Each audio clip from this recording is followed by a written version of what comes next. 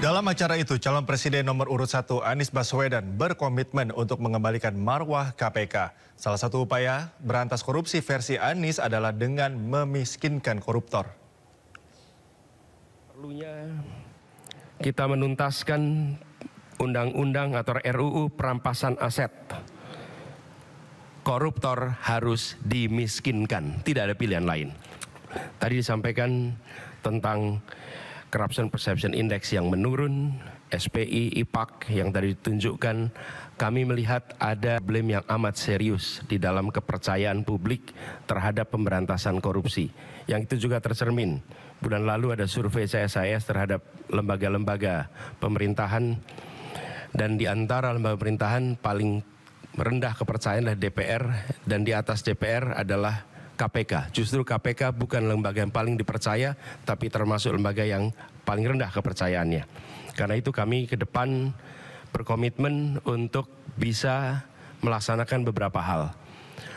Pertama adalah mengembalikan kepercayaan publik, mengembalikan KPK menjadi institusi yang memiliki kekuatan dan memiliki kemampuan untuk menindak seluruh tindakan pelanggaran korupsi. Dan ini dari aspek apa? Satu, undang-undangnya. Kita ingin mengembalikan agar KPK berwibawa lagi secara legal seperti dulu. Standar etika yang tinggi di tubuh KPK. Kita ingat era di mana KPK datang di sebuah tempat, tidak mau ikut makan, tidak mau ikut kegiatan-kegiatan yang didanai di luar KPK. Standar yang tinggi itu harus dikembalikan di KPK. Sehingga bukan saja undang-undangnya memberikan kekuatan dan kemandirian, tapi juga di dalamnya baik pimpinan maupun seluruh staf bekerja dengan kode etik yang amat tinggi. Yang ketiga adalah rekrutmen. Rekrutmen di KPK kita perbaiki sama-sama seperti tadi disampaikan yang diusulkan oleh Presiden di tingkat pimpinan maupun rekrutmen staf. Bukan sekedar mencari pekerjaan, tapi menjadi tempat untuk memberantas korupsi. Ini hal pertama yang kami ingin lakukan. Yang kedua adalah seperti katakan tadi, optimalisasi LHKPN. Dan kami setuju, bila tidak itu dilaksanakan, maka bisa dilakukan demosi, bahkan reposisi atau sanksi yang lain. Lalu kami melihat perlunya kita menuntaskan undang-undang atau RUU perampasan aset. Koruptor harus dimiskinkan, tidak ada pilihan lain. Ini adalah hukuman yang harus diberikan. Yang berikutnya adalah kami ingin mendorong konsep illicit enrichment dan trading in influence. Sesuai dengan UNCAC yang harapannya nanti akan menjadi arus utama dalam pemberantasan korupsi. Lalu yang tidak kalah penting, kami berencana untuk mendorong pengesahan RUU pendanaan politik. Karena salah satu problem utama adalah justru karena proses politik pelibatan, baik itu kegiatan partai politik, kegiatan kampanye yang tidak memberikan ruang yang cukup untuk pendanaan dari negara dan publik menjadi salah satu sumber korupsi yang terjadi di Republik ini.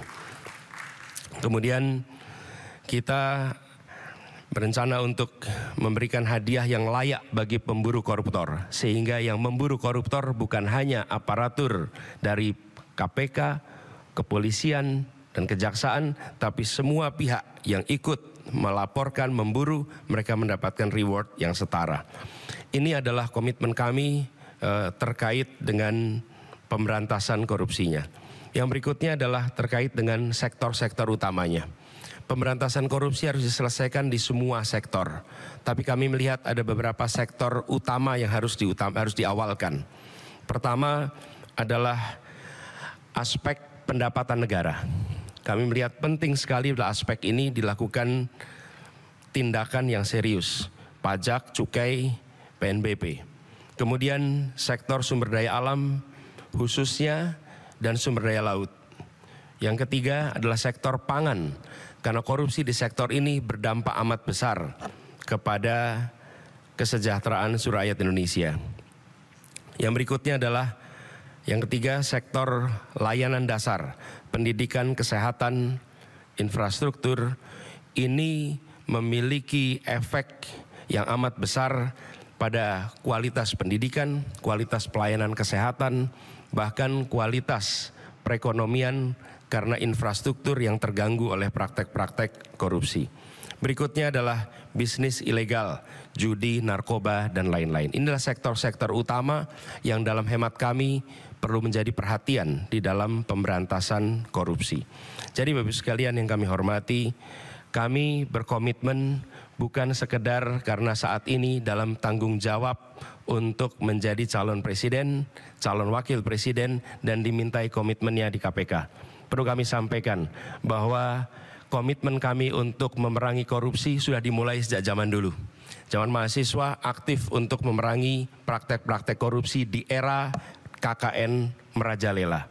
Ketika kami bertugas sebagai akademisi, rektor, maka kami menetapkan mata kuliah anti korupsi sebagai mata kuliah wajib yang harus diambil oleh setiap mahasiswa. Dan waktu itu bekerja sama dengan KPK. Barangkali menjadi satu-satunya universitas di Indonesia, bahkan mungkin di dunia, yang menjadikan mata kuliah anti korupsi sebagai mata kuliah wajib. Dan tujuannya seperti disampaikan oleh Pak Nurul Gufron tadi, di aspek pendidikan kita ingin memangkas suplai potensi koruptor. Dan bila itu dikerjakan, harapannya dalam jangka panjang kita akan bisa mencegah potensi itu. Yang berikutnya, ketika kami bertugas di DKI, kami membentuk yang disebut sebagai Komisi Pencegahan Korupsi Ibu Kota, KPK Ibu Kota. Ini dikerjakan untuk kita mencegah praktek korupsi yang ada di dalam institusi Pemprov DKI Jakarta.